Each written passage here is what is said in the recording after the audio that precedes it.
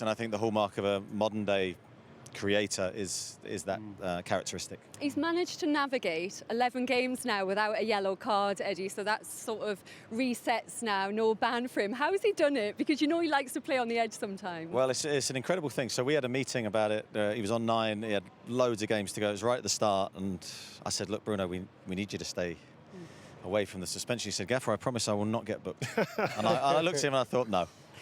But he made that promise, and it's a very difficult thing to do because in a game, you know, you've played, it can happen like that without even really thinking about it. But he's managed to navigate his way through that period, and he's done it for the group because he knows his importance. We've got very limited options, and full credit to him for doing it. And he's shown you he can do it now as well. Both Alexander and Anthony Gordon after the game have spoken about how differently you had to play today. You were talking about wanting a good start, needing to be versatile today. What did you change out there, and why did it work so well? Yeah, sorry, I was a little bit cagey before the game. You said you'd go man for man. You said, you like that. And you did. Yeah, we did. You nailed it.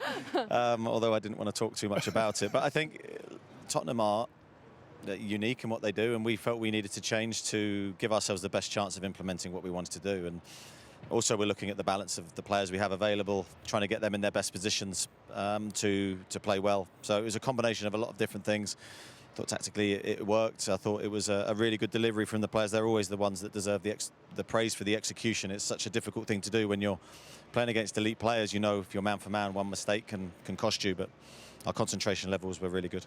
And Eddie, your forward players obviously will get the plaudits, and rightly so. They were brilliant today, but defensively, another clean sheet. How good's Fabian Schär been? Because we were talking about him today. He's just been fantastic for you. Yeah, this season, Fabian, we've really needed him. You know, around him, he's lost some big partners to injury, but he's been the sort of consistent in the team, and he's been incredible on the ball. I mean, I know Fabi will sort of pride himself on that, but then when you add, it's no good being good on the ball if defensively you're not at the highest level, and he has. And I think that's the area of his game that he deserves the biggest credit for. He's been diligent, his positioning's been excellent, his attitude to defending's been excellent, and he deserves a lot of credit for his performances this season. Also, how important are those fringe players and the young players that you've had? You've had a lot of injuries you spoke about. You've got players that are coming in, Livramento at times have come in, Jacob Murphy, Anderson today. The list goes on of players that are coming and are performing and giving you 7s at least out of 10s. How important are they, and how do you get them like that in this team? Well, I think the emergence of some of the players that maybe at the start of the season people wouldn't have thought would have played, like you say, Elliot Anderson, Louis Miley.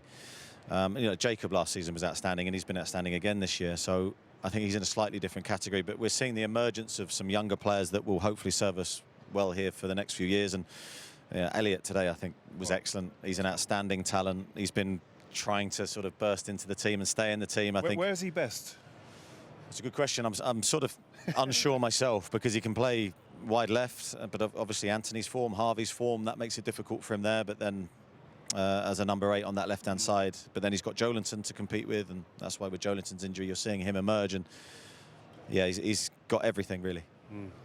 And also there was a special initiative today, a new campaign from the club as well. We had shirts that fans were wearing and sponsored as well by the Royal National Institute for the deaf today as well. We saw Dan Burn in that celebration for the first goal saying love the fans in sign language, and there was some lovely celebrations with the shirts vibrating. How nice is that for you to see those fans being able to experience the atmosphere at St James's? Yeah, it was an amazing touch, I think, from our sponsor Seller. I think watching pre-game when the players come out with the mascots and seeing those pictures and seeing Dan, I didn't know Dan knew sign language. That's impressive. I think we taught him that when we filmed with him this week. Well, yeah, amazing things, and I think that's the power of football. That's what this football club and every football club has the power to do: affect people, give them experiences they wouldn't normally get. Hopefully something that we'll see a lot more of as well in the Premier League. Just lovely scenes today. Eddie, that puts you into 6th place in the table now. Can you finish above Man United? Well, yeah, who knows? I mean, I think we just got to keep doing our bit, which is trying to win every game. And I think, looking at how we performed today, we're returning hopefully to somewhere near our best. I don't want to, say that for sure, but that's big steps forward in the last few weeks, and we've got to keep aiming in that direction. Eddie, thank you very much for coming out to join us. Thanks, everyone. Well done. Thank you. Thank you.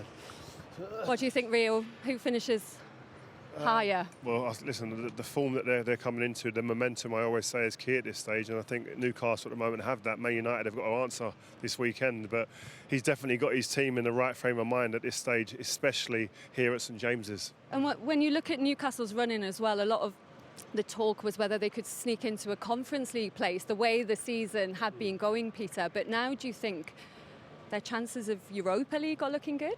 Well, you know, that's a Tottenham side that are going for Champions League football. A Tottenham side with not as many injuries as Newcastle have got. You know, there's a lot of key players that Newcastle are missing. They've absolutely dismantled them. So if that doesn't give you confidence to be able to finish the season strongly, then nothing will. Because that was an incredible performance from start to finish. They were better than Tottenham. They didn't give them a chance to get into the game. So some great performances. And as he said, you know, some of with Joe Linton being out, certain key players being out, it gives other players chances. And they all look like they're excelling at the moment. Okay, we're going to take another break. When